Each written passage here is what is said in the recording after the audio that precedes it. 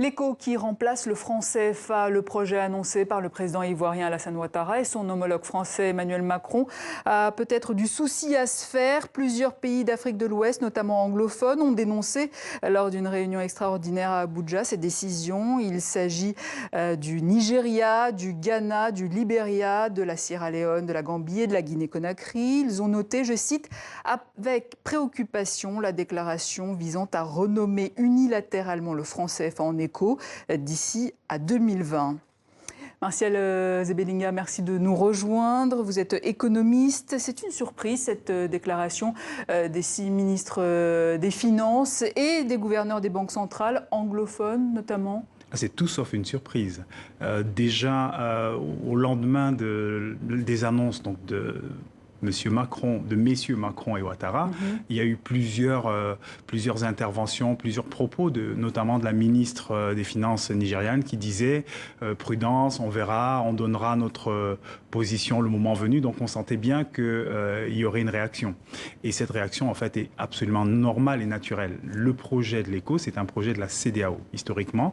Et la CEDEAO, voilà, c'est ça qui oppose les deux projets. Qu'est-ce qui oppose ces deux projets, de la CEDEAO et du franc CFA ?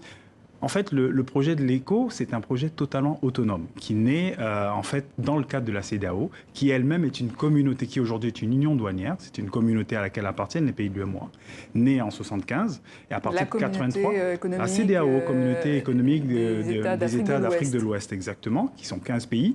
Et donc elle existe depuis 1975. Depuis 83, elle nourrit le projet d'avoir une monnaie unique.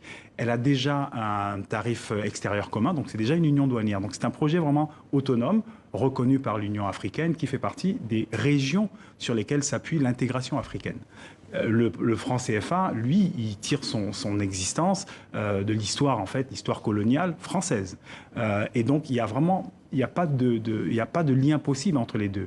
Mais il y a surtout un problème de fond, c'est-à-dire que le terme éco, le nom éco, a été donné par les 15 pays de l'UEMOA. C'est un nom qui a un sigle, etc.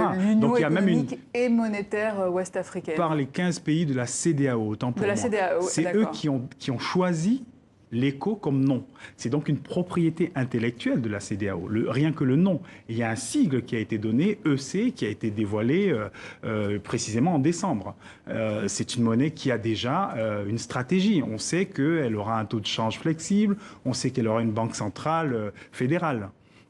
Donc là, l'amener et la confronter avec un projet qui est une espèce de suite du franc CFA, c'est évident que c'est des projets antagonistes. Mais du coup, ça veut dire que ça remet en cause la légitimité du projet éco. C'est un projet mort-né ou... Non, c'est pas un projet mort-né. Le problème provient du fait que le franc CFA soit renommé éco, alors que l'éco existait déjà et qu'il avait été nommé et soutenu par 15 pays africains.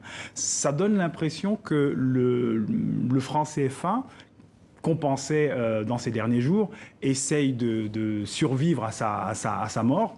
Et on a l'impression en réalité que c'est comme s'il y avait une stratégie d'extension du franc CFA à travers l'éco. Et du coup, il y a des règles, il y a une bataille sur les règles en fait, les règles du jeu. Chaque fois que vous créez une union monétaire, il y a une bataille sur les règles du jeu. Les règles du jeu ont déjà été fixées par les 15 et on est très surpris de voir que de nouvelles règles du jeu sont proposées par 8 pays donc de l'UEMOA, plus la France. Mais est-ce qu'on peut penser à une éventuelle implosion de la CEDEAO dans tout ça ? On peut penser à beaucoup de choses. Ce qui est sûr, c'est que les processus comme ceux-là ne sont pas forcément des processus de long terme. Ce sont des processus qui mettent en jeu différents intérêts. Et je pense que la logique qui réunit le plus d'Africains aujourd'hui, c'est la logique de la CEDEAO, puisque la CEDEAO rentre dans le programme général de l'Union africaine et de l'intégration africaine, ce sont des programmes qui ont été validés depuis les années 80 avec le plan d'action de Lagos. En 91, il y a une communauté économique africaine qui a été créée, et pour tous ces projets-là, les pays africains, y compris ceux de l'UEMOA, ont été partie prenante. La CEDEAO a été créée en fait par 2 pays, soutenus par 2 pays, le Nigeria et le Togo qui fait partie de l'UEMOA. Donc on serait étonné de voir que des pays qui ont soutenu ce processus de la CEDEAO, aujourd'hui, sortent du processus de leur bébé en réalité. Mais c'est vrai qu'il y a d'autres enjeux et qu'il y a la présence de la France qui fait qu'il est difficile pour les pays de l'UMOA d'exprimer ou de se déployer dans l'espace CEDEAO. Merci Martial Zebelinga. Je rappelle que vous êtes économiste.